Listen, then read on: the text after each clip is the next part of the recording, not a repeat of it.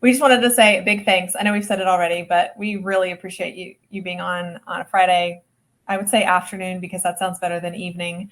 We are Central Time. I know some of you are Eastern.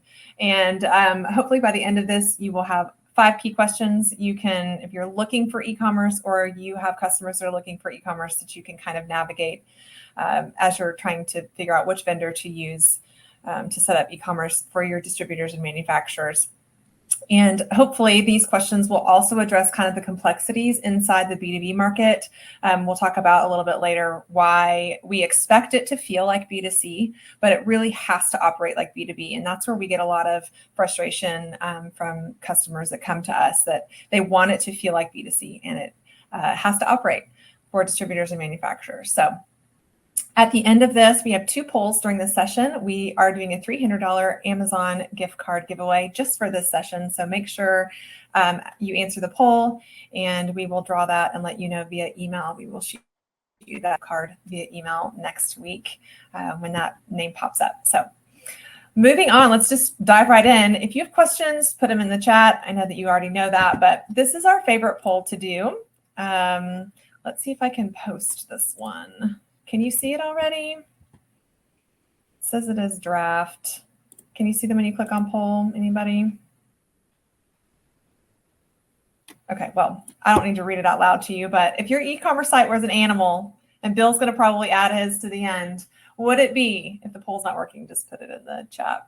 A cheetah, your e-commerce or your customer's e-commerce right now is fast and sleek. You got it. It's working well for you. A tortoise, it's slow and steady. You're not like seeing a whole lot of sales growth from that, but it is working. A chameleon. So I'm a marketer. Is the content always changing? Is something always needing updating and it's frustrating to keep up with? Or my favorite one is the sloth, and we're just not going to talk about that. So anyway, the poll is right there in the published. You can see that. Let's see. We've got some people on here. It looks like most of you in here say that it's a chameleon and it's always changing. Bill, do you have your preferred animal? I don't know why Nicole has her 4 favorite animals, but she doesn't include mine, which is the porcupine. And the reason the porcupine, right, what we come across is a lot of times porcupines don't play well with others. And we find the same thing in software, right? Not all software integrations play well with others. So that's what I see. A lot of our customers came from a porcupine. Yep. All right. So jumping right into these 5 questions. Your first one should be obvious if you're here, would be integration with your ERP. And in here, obviously, we're talking about acuMatica. And many of these generic e-commerce platforms have come and they say they can integrate with their ERP. They say that they've looked at acuMatica, but I'm sure you or your customers have experienced that frustration that it doesn't integrate seamlessly, or it does speak on some of that porcupine level, but it definitely needs a little bit finessing or special gloves to get through to speaking really easily to your ERP. So when you're evaluating your vendors here, I want you to ask, I've listed them out on the slide, but how their solution handles their integration. So is it in-house? And what I mean by in-house is, do they develop that in-house? Do you have a level where your IT guy or you can call and ask for what that support is, or something's wrong with your e-commerce system? Is it in-house? And if it's not in-house, is it outsourced in a place that you are readily available to communicate with?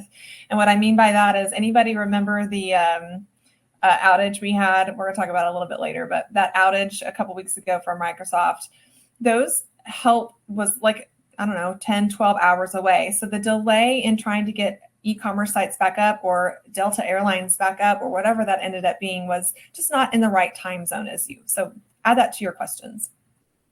What is the level of real-time syncing and how often does it break down? Are there caching? Do they store data? Does it push it out once a day? Does it push it out every 30 minutes? Or is it immediate? If something comes through your e-commerce site, is it an immediate reflection in acuMatica?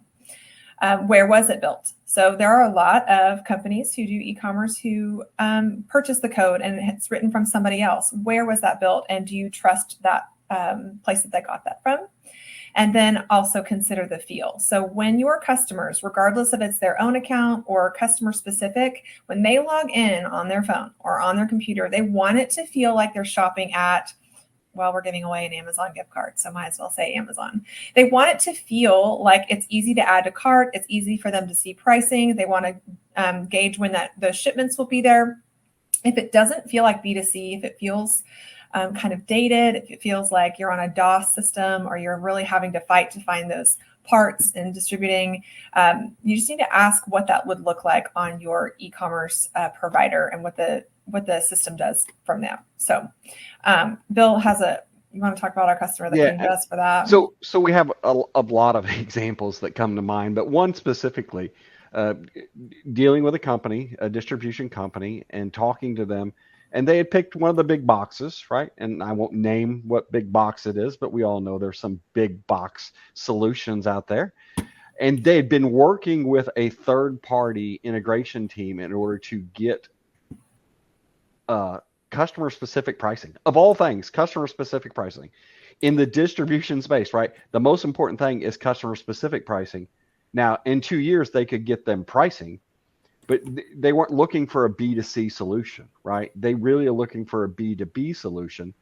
So they weren't able to get them customer-specific pricing in a 2-year period. Man, how painful is that? When we talk about implementation, we talk about a 12-week, 90-day implementation. I don't know what a 24-month implementation looks like when you can't get customer-specific pricing. In this case, we looked at the code they had and we got into their Acumatica, and we were able to get them some complicated pricing on their end that they had built, but it took us 2 weeks, right, to be able to then show to them that there is an option to get customer-specific pricing. And not have it be 2 years. That was crazy. Yeah. 24 months is a long time. A long time. Yeah, we were just talking about planning for 2025. All right, speaking of handling complex pricing, can this e-commerce platform easily handle the complex pricing structures? And this is where we get feedback a lot of, well, we tried this company, or this is our partnership and it's worked for the last couple of years, but now the structure is so complicated, they don't have the code to write for this. So asking for real world examples on how this flexes. Does a customer have to be logged in? Do they have anonymous clicking availability? Do you want your customers and other customers to see your pricing? Usually that is not the case. Distributors have just a very complex pricing. You have bulk discounts, you have complexity that off-the-shelf e-commerce products just can't handle. So here are a couple questions. We'll review these again at the end if you're a note taker or you have your AI going, but easy question. Can your platform easily manage complex pricing structures? How adaptable is it to changing pricing models? So we are going through pricing model changes. What does that look like? And how hard is that overhaul inside your e-commerce site? And does it deal specifically with customer agreements? So if you have hundreds of customers that have different pricing based on bulk discounts and shipping and all those things, your B2B website should be able to handle that.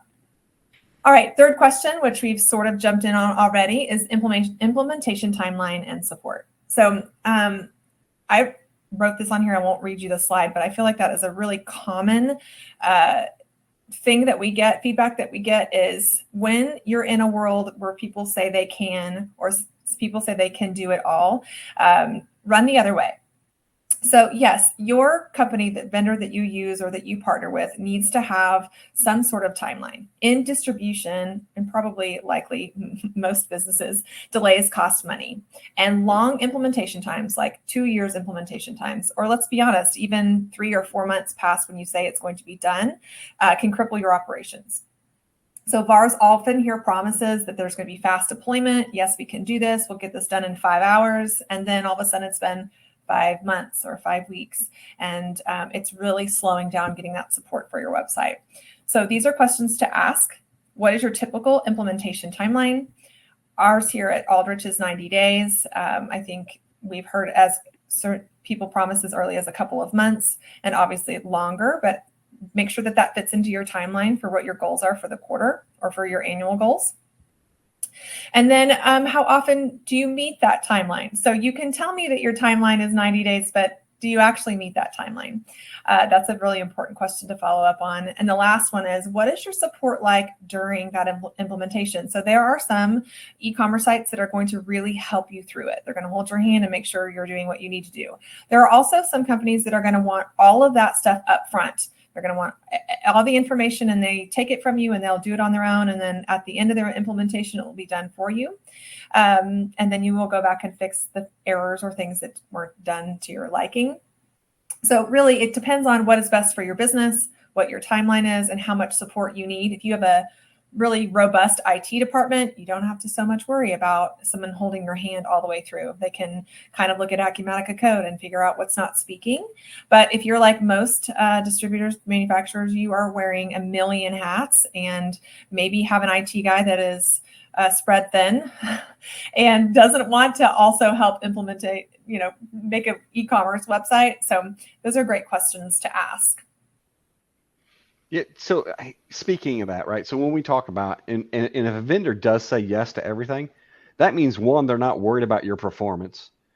Two, they're not worried about, what your customers' expectations are. They're just saying yes. Because anytime that we look at that, a yes often can mean a slowing down in speed, right? In accuracy, in being the vendor that you need. You need someone that's going to be willing to say, hey, that's not the way we recommend it, right? It's a no, right? Here's what we can do, not that's what you want to do. Because we all know that, not just in software, in life, right? All the things that we want aren't always the things that we need. And when you're in distribution or manufacturing, you need a solution that's going to be what your customers need, not what you want. So we see that. Also, I think a huge thing Nicole said is can do, right? How many people tell you they can do that? Really should ask, do you do that, right? Not can you do that? Can you do that? People can say can do that all the time. I can run a mile in like 30 seconds, right? I can do that. Well, not really, but I can say that I can do that, right? And then when it comes down to it, you're going to find, well, it might be like 30 minutes for me to get through a mile. So think about that when you're picking. So not just a e-commerce software provider, any ISV, any type of software, really, are they going to say yes? And do they say, yeah, they do everything? And while Bill was talking, you'll see I posted the second poll. So if you're new here and you just joined, thanks for coming on Friday afternoon. We have a $300 Amazon giveaway if you want to just answer that second poll about customer specific pricing. Again, because the differentiator for us most of the time is my e-commerce site does not do this pricing. That is the number one complaint. They have distributors and manufacturers feel like there is just this really unique situation. And we have found there's a way for you to support that. It is easy. It speaks to your acuMatica. It is not this complicated thing that needs to be coddled. So if you will see that poll in there, there are 4 options for what you think on your customer specific pricing. And if you have found a vendor that you love that does that, I mean, that is amazing. Then you have done your homework and are doing great things.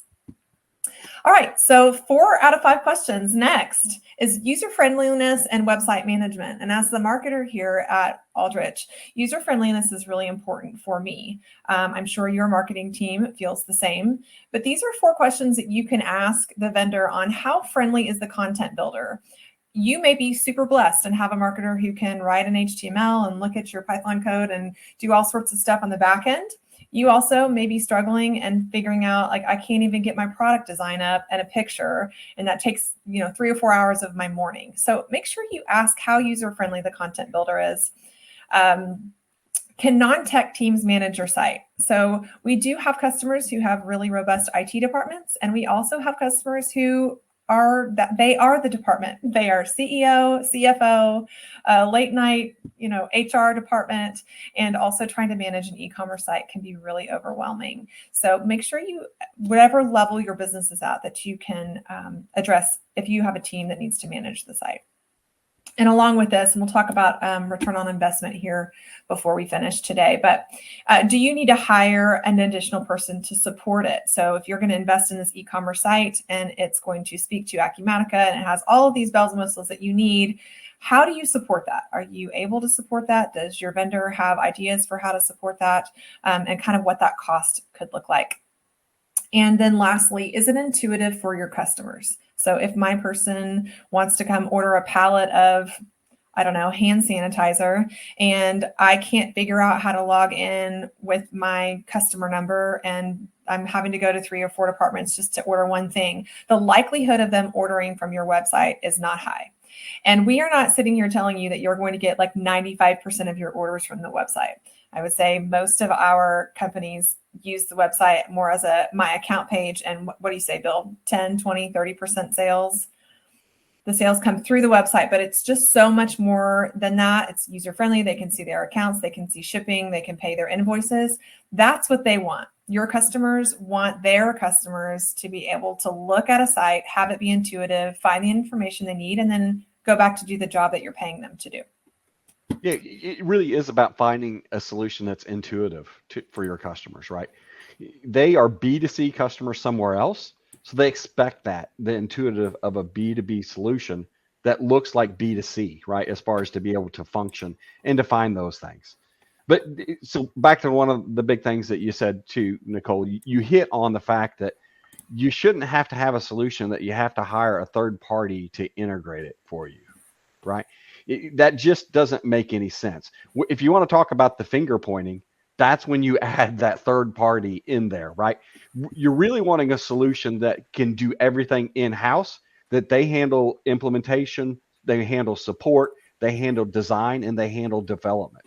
Whenever you look at a third party, one, that's extra cost, but two, it isn't somebody that always understands because they didn't write the code, right? They just know as much as they know, but you're paying them to do the implementation. So to have someone that supports you along that journey is priceless. Agreed. All right, and last and final question as we are rounding out the session for you today is security and uptime. And I briefly, maybe hands in the chat or like wave at me, but anybody remember the outage from a month ago? It definitely affected some Windows computers, some police departments. Security and uptime is important and crucial. And we all know that. I would say the biggest runaway for us, for your vendors here is if they tell you they've never had a downtime or they're super secure and are not worried about it, you need to run the other way. The more important question is to ask when you have a security breach or when the website is down, what do we do? Who do we contact? How long does it take for you typically to get up? Where are your servers stored? All of those things, which seem intuitive until your website is down and until it happens on a Monday morning and all of your orders are supposed to come in that day or it's the end of the month and you're scrambling because your e-commerce site is down. And again, manufacturing and distributing they're just really touchy on that downtime. Those shipping delays and all those things that affect us are really important that we keep some uptime on the e-commerce site. So again, ask what your uptime guarantee is. Do you handle security breaches and do you offer 24/7 monitoring? It's not an if. If it's an if, run the other way. It's a when. We know for sure that there are breaches and that websites go down, and how do they handle that? So lastly, this is your last slide. You've made it. There is a QR code on here that is an ROI calculator. If you have questions if you're not the decision maker here, you're like, we need an e-commerce site or I need a different vendor for e-commerce site. This vendor, well, it's not playing there, so figuring that out. You can just put in your numbers. It will tell you where there it is.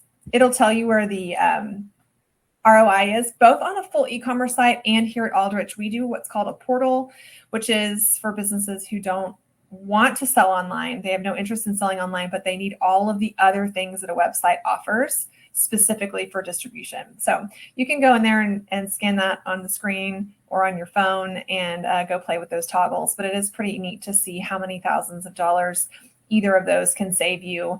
That may help convince some of your clients or bosses that you need some e-commerce. So when we talk about ROI and we hear from a lot of different providers, right, how many millions of dollars or you're going to make 200% more than you did last year, right, on your e-commerce. Well, that's all great and that's all fine and dandy. but it's not actually everything. The return on investment isn't everything that goes through the cart. The return on investment, a lot of it is the automation, right? Taking this digital transformation and automating everything that you possibly can. That's your return on investment. Being able to hire somebody that works 24/7, 365 online, and you train them in minutes, right? As far as being able to connect to your ERP, to be able to talk to a customer and provide them that information that they need. The My Account or the customer service page, portal, whatever you want to call it, is the biggest gateway driver to your online path for your customers. If you're not ready for e-commerce, you got to have something that allows them to come on 24/7 and see the information that they're looking to see. That's the generation that we see now, right? It's not the generation that's going to wait till Monday to make a call at 8 o'clock. They want access 24/7. Yep. That's awesome. All right. Well, if you have any questions, we'll hang out for another minute. I know we're a minute over. Feel free to post those in the chat, or you can stop by our booth and shoot us a message, and we will respond to you. Bill and I are excited that you're here. We really, again, appreciate, we know that it's Friday. Go get to happy hour. I hope that you took some notes on those questions. If you need help writing those out, again, marketing here, I can just probably send them over to you. But thanks again. We really appreciate it.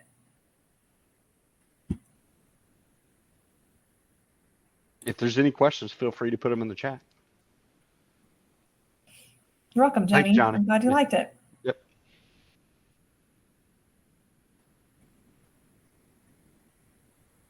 Welcome, Megan. Enjoy your 2025 planning. Solidarity from over here.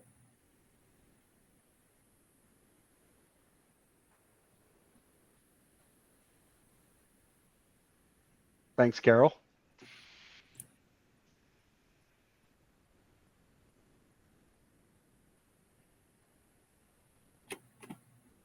No questions, just comments.